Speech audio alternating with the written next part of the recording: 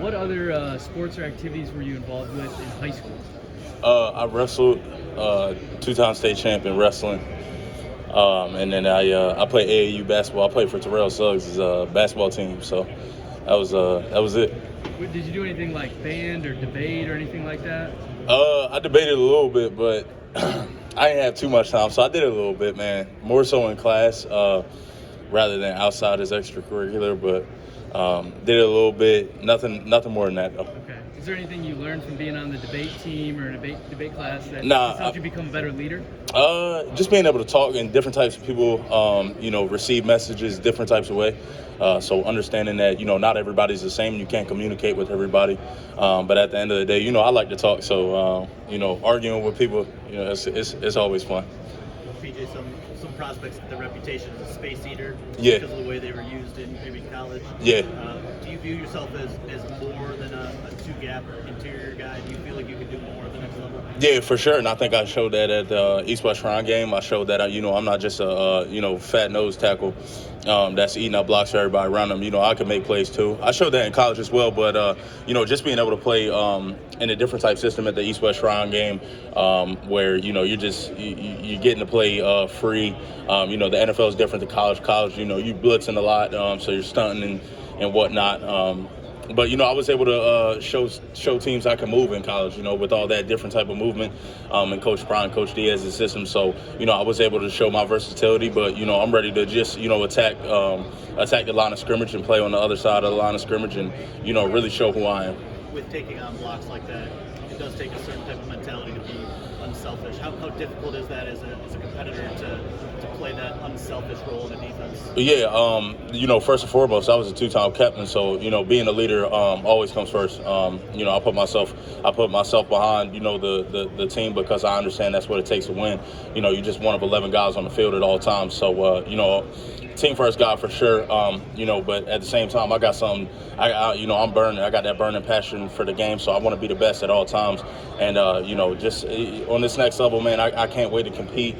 Can't wait to be in a different type system and learn in that system. So at the end of the day, I am a competitor, but there was a reason I was a two-time captain at Penn State. PJ, going back to the Shrine game. Just work. No matter what happens. There are a lot of guys that are going into the NFL right now. But at the end of the day, what's going to separate us is the work you put in each and every day. When times are tough, when times are, when things are going your way, put your head down and work, man. That's what's going to keep you here. Was it kind of inspiring to see what he became after being undrafted guy? Oh yeah, for sure, without a doubt, man. That he gave me the blueprint for everything, and he had a chip on his shoulder.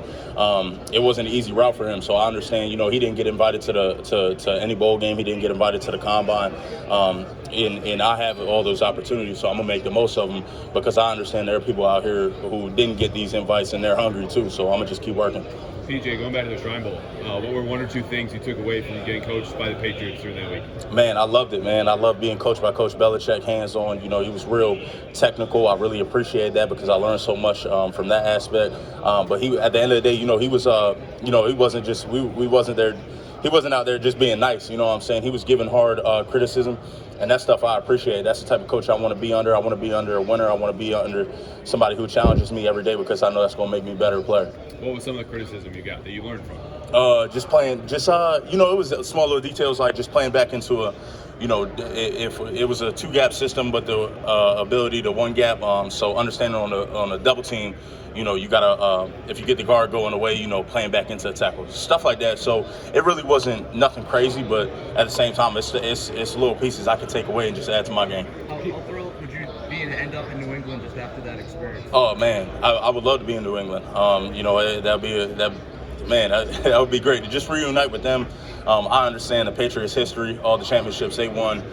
I've watched their D-line now. I got a chance before the game to really study their defensive line and through the film. So I appreciate the way they play, appreciated the coaching staff while I was out there. And I told them, I'd love to be reunited with them in May. Have you gotten a chance to talk to the Houston Texans yet?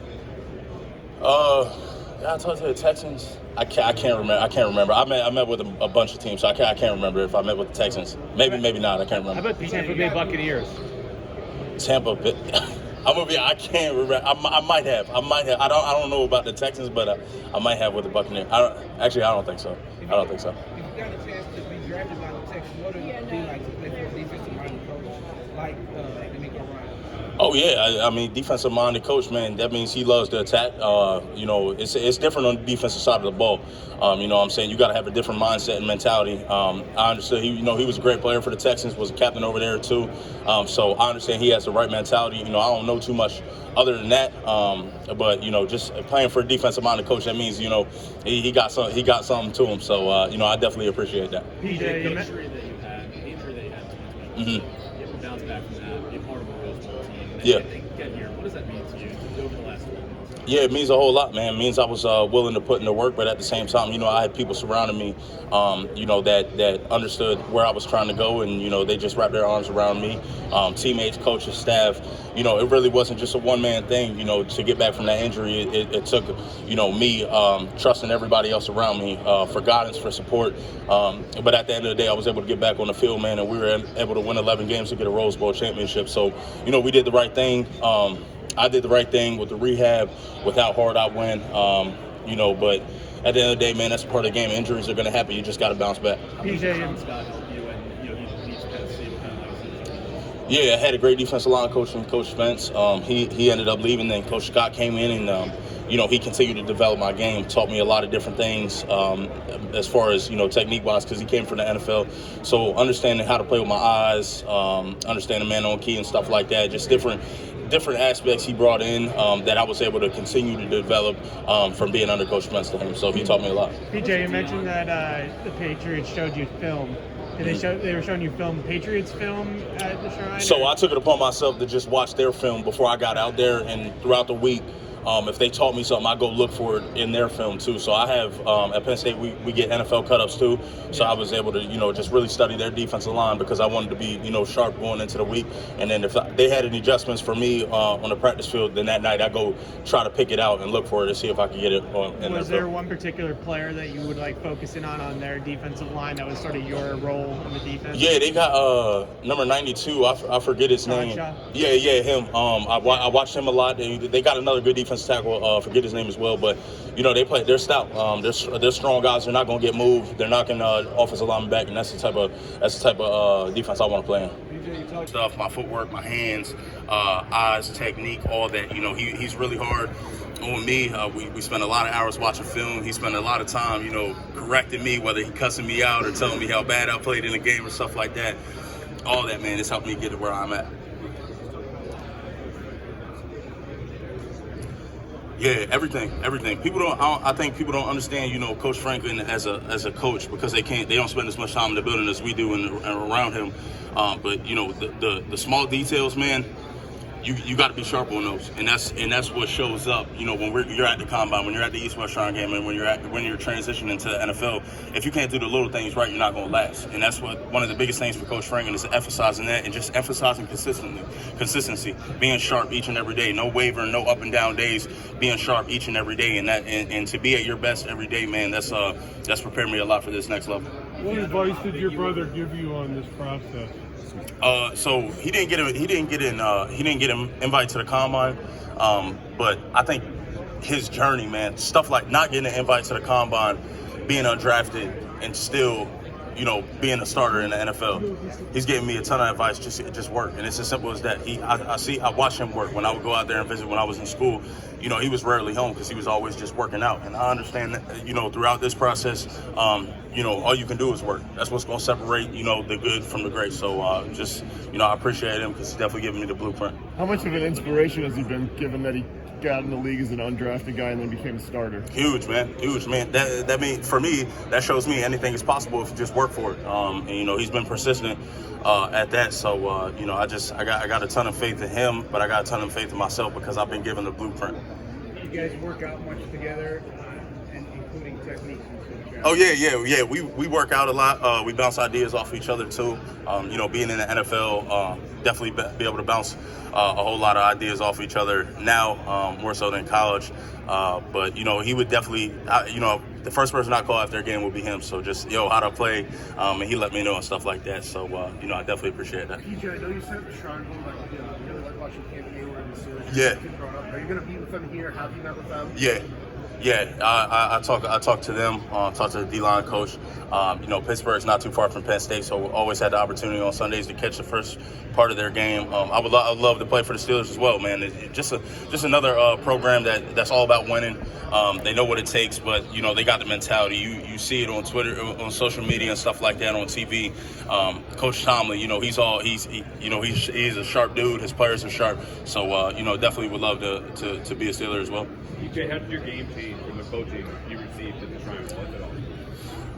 It didn't change too much, man. For me, it was all about going to the Shrine Bowl and dominating. I wanted to answer all the question marks around me. I understand what they are, and I think I did. But that's just the first step, man. I expected that from myself, whether people did or not. I wanted to go out there and dominate. I did just that. I'm ready to dominate the combine as well. So, I learned a whole lot, but I wanted to go out there and dominate first and foremost. PJ, when? Yep. Yeah, for sure. He plays for the Bills, played for the Titans. Deion Barnes, who was my graduate assistant, played with him too, so he told me all about him. Anything you take from his game? You watched him at all? Oh yeah, for sure. I watched a ton of Bills games this past year. Just his get off, man. The way he strikes, he doesn't let any of the centers, get their snap off before he's in their chest. So just understanding how quick he is off the ball. First step is really important in my game, and so I definitely look at that. PJ, when you were here in Indianapolis for Big Ten Media Days last August, it seemed like you and your teammates, even Coach Franklin, were kind of having fun with it, joking around. Does this feel a lot more like a business trip? Oh, this is a business. This ain't college no more, man. I'm not at Big Ten Media Days. I'm at a job interview. Everything I'm doing is being watched. It's a different mindset, man, and I've definitely gotten better. Not saying that I wasn't serious in college and stuff like that. But now, man, it's all business. Penn State, steps up that team line. Mm-hmm. How excited are you to watch this team? Yeah, we got a ton of guys that can step up. They just got to be willing to put in the work. They got to be willing to, each and every day they can. Like I said, it's all about consistency. You got to gain trust. You gain trust by being a consistent guy, understanding that guys can trust you and depend on you. And that's how you become a leader. You don't become a leader by just yelling and screaming. You got to do the right things over and over again. So if those guys are willing to do that, it doesn't matter who's willing to do that. They step up, they do that, then it'll be a leader. So there's a ton of talent in that room, more so than I had been there. And so just got to be willing to take that transition, that talent to leadership.